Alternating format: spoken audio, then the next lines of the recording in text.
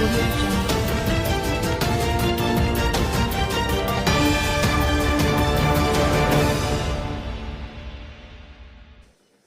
ကုန်တိုင်းဒေသကြီးအနောက်ပိုင်းခရိုင်ညှိနှိုင်းနှင့်ပြည်သူ့ဆက်ဆံရေးဦးစီးဌာန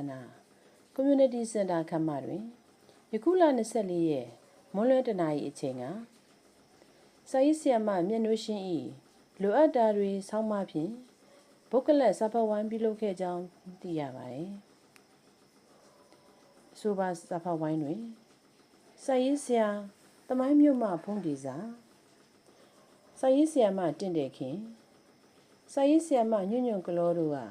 မူဒီတာစကားများပြောကြားခဲ့ပြီးဒုတိယဦးစီးမှုဒေါ်တင်တင်စိုးက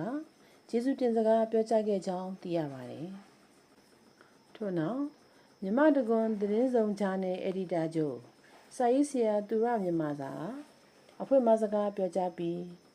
ဆောင်းမရှင်ဆရာမမျက်နှာရှင်းကလိုအပ်တာလေးတွေဆောင်းမကိုဖတ်ကြားပြီးတက်ရောက်လာကြသောဘုကလက်အဖွဲ့ဝင်များကဆရာမ၏ဆောင်းမကိုဖတ်ကြားခဲ့ပြီးနောက်ဆောင်းမပေါ်ယူဆများကိုရှုထောင့်မျိုးမျိုးမှဆွေးနွေးခဲ့ကြကြောင်းသိရပါတယ်။ထို့နောက်စာဖတ်ဝိုင်း၌ဆွေးနွေးခဲ့ကြသည့်အချက်များမှဆက်လျင်း၍ဆရာမမျက်နှာရှင်းကပြန်လည်ရှင်းလင်းပြောကြားခဲ့ပြီးအခမ်းအနားကိုရုပ်သိမ်းခဲ့ကြောင်းသိရပါတယ်။ဆရာမမျက်နှာရှင်းကဤဆောင်းမရေးပြပုံနှင့်ပတ်သက်၍ယခုလိုပြောကြားခဲ့ပါတယ်ရှင်။စာရေးသူမျက်နှာရှင်းဖြစ်ပါတယ်။ဒီဆောင်းပါးလေးကိုရေးဖြစ်တာကတော့